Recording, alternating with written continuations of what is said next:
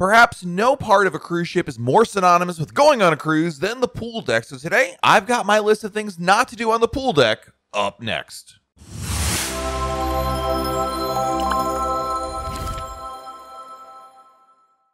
Hey everyone, it's Matt from RoyalCaribbeanBlog.com. A day at the pool on your cruise ship seems like the most ideal scenario. In fact, I'm betting that if you were to close your eyes and think about being on a cruise right now, unless you're driving, please do not do that, you're probably going to imagine this beautiful day with a sunny blue sky, sun shining down, and you on the pool deck of a cruise. Cruise ship pools are just synonymous with the cruise ship experience. While there's plenty of other things to do on board a cruise that are outside of a pool, spending time on the pool deck is a big part of the experience. And just like the dining room or on a shore excursion or anywhere else, you just don't want to be that guy or gal doing something you shouldn't be doing. So I've got a list of 8 things you shouldn't do while on a pool on a cruise ship, so that way you can be better prepared for your cruise ship experience. Part of this is etiquette, and part of this is just really good advice, I think. So I'm hoping to help you out when you go on board, so that way, no problems once you get on that pool deck. Starting with number 1, and that is don't forget to pack or apply sunblock. Yeah, sunscreen is really important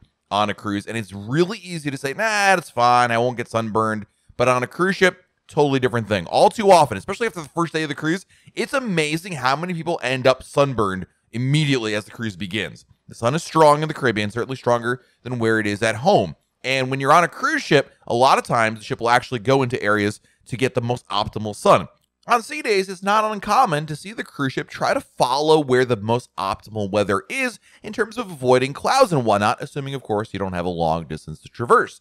And so when you're on board a cruise ship, it's really important to apply sunblock. Number 1, bring it with you. I think that's more difficult than actually remembering to apply it than bringing it. You can purchase it on board the ship, but number 1, it's going to cost you way more money. And number 2, depending on your brand preferences or SPF you prefer, who knows if they actually have that in there. So bring your own, number 1. Number 2, then apply it all the time. It's a good idea to apply it every couple of hours just to make sure, especially if you're going in the pool and getting wet, it's a really good idea.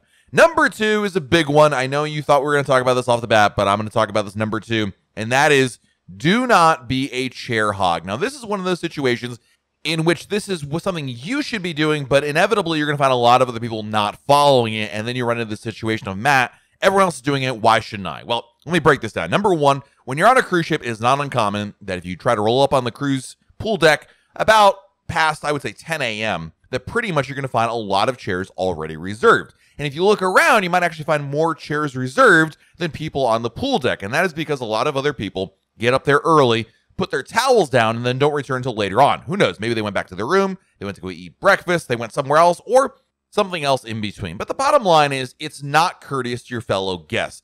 And I'm here to tell you that you shouldn't be part of the problem. I certainly try not to be part of the problem. There's nothing wrong with putting your towel down you gotta go to the restroom, forgot something in the room. That's totally fine. In fact, Royal Caribbean says you can totally leave your stuff on pool chairs for about 20 or 30 minutes before it's a problem. And certainly if you're on the pool deck, if you're in the pool, that's okay. You're not hogging up a chair because you're actually there. But if you decide you want to go have a meal, go back to your room for like a break, or you're just otherwise not using the pool deck, pick up your stuff and let someone else take that chair up. Now, again, this is one of those problems. I already know people are writing this down. Matt, I love this advice. I would love to do this advice, but if I don't be a chair hog, I'm not getting a chair by the pool. I understand this frustration, and I personally wish that Royal Caribbean would enforce the rule more broadly in the sense that they would monitor people who are clearly abusing the situation. This is when you get up to the pool deck at like 7 a.m. and there's already chairs being reserved and no one actually there. But that's a different story for another day.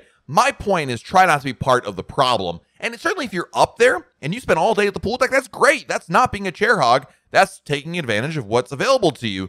But if you know you're done for a little while, or for a while and you don't even know sure how long that'll be, then it's a good idea to pick up your belongings and not be part of the problem. My hope is that over time, this practice will erode and go away, but you should be aware that chair hogs are a problem. And I guess I would also add on that if this is something that's important to you to be up on the pool deck and have a spot for the day, you definitely want to get up on the pool deck early in the day. I would say be up there getting a chair before 10 a.m. just to ensure that you have a spot. But when you're done, pick up your stuff and let other people use your chairs. That's a big one right there.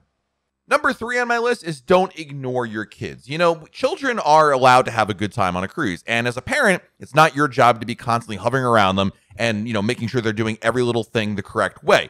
Kids are going to be kids, but that doesn't mean you give them carte blanche to run around the ship and do whatever they want to do, especially on the pool deck, because kids inevitably are going to have a great time on their own. They're going to be there with their siblings, friends, cousins, who knows, and they're going to be going down the slides, and they're going to be in the pool splashing, and they're going to be having a good time getting ice cream, right? That's all good and well, but what you don't want to have happen is the kids be a nuisance to other people around them. It's okay if they're annoying each other. That's what siblings are for. But, screaming, starting water fights, or otherwise just impacting other guests' ability to have a good time is something you don't want to overlook. So, make sure you're taking care of your kids. You have an eye on them. Certainly there are lifeguards on board the ship, but the lifeguards are not there to supervise your children. They're there to save their lives. And certainly it should arguably never get to that point. You should be the one who's monitoring them. So you want to make sure that you're taking care of your kids. Again, not necessarily being a helicopter parent and standing around them with your arms around like, okay, don't do anything weird. You know what I mean? It's not like that. I think that's a little much,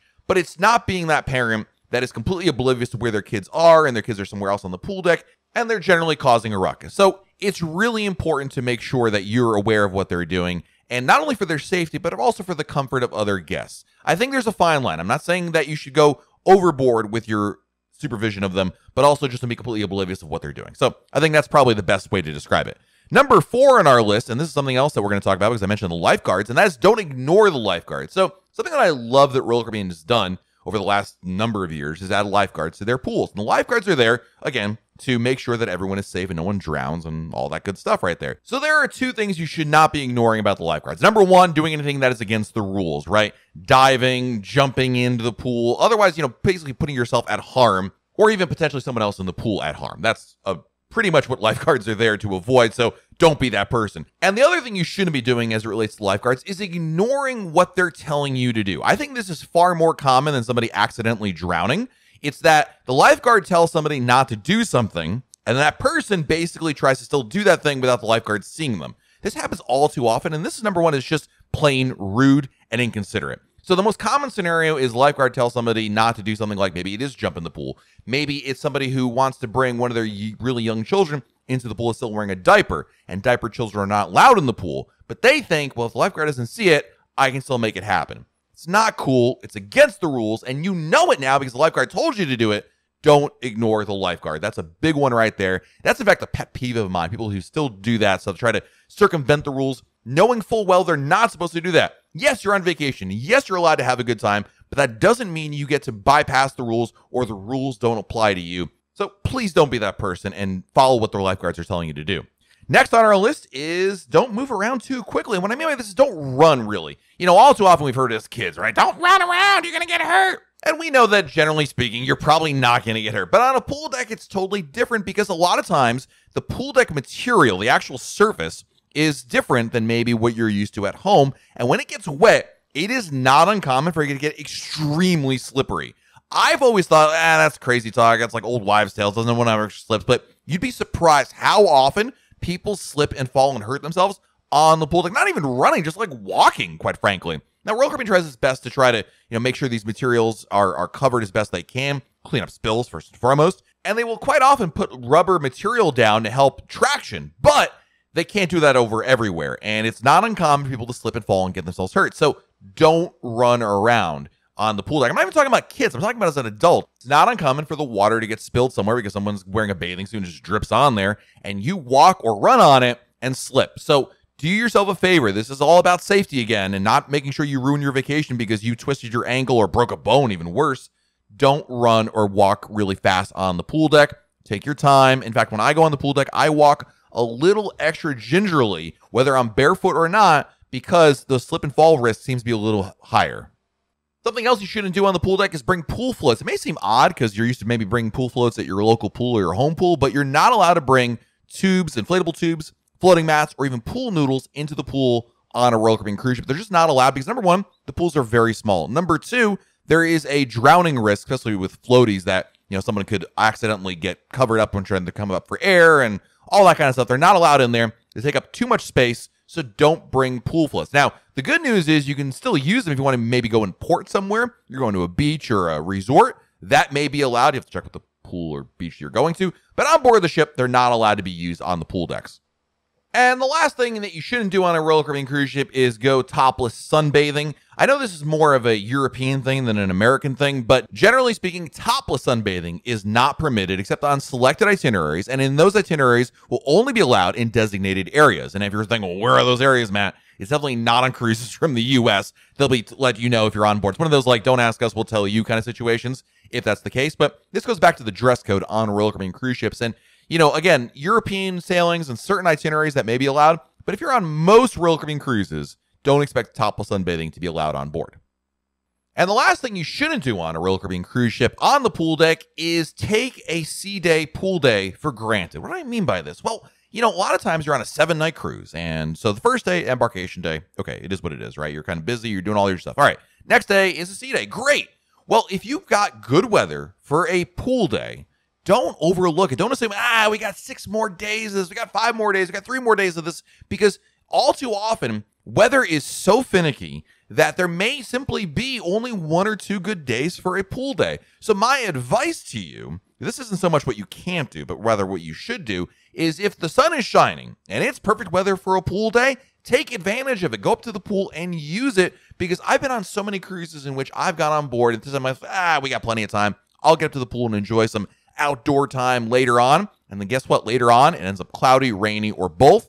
And then I simply end up regretting that I didn't take advantage of a good sea day. So if the sun is shining and it's a sea day or just a good time to go up to the pool, take advantage of it, especially during the summer months in which afternoon rainstorms can roll in and clouds also will come in later on there. If sunbathing is important to you or just simply being out there with the sun shining, remember I talked about earlier having that picturesque day where the sun is shining, no clouds in the sky.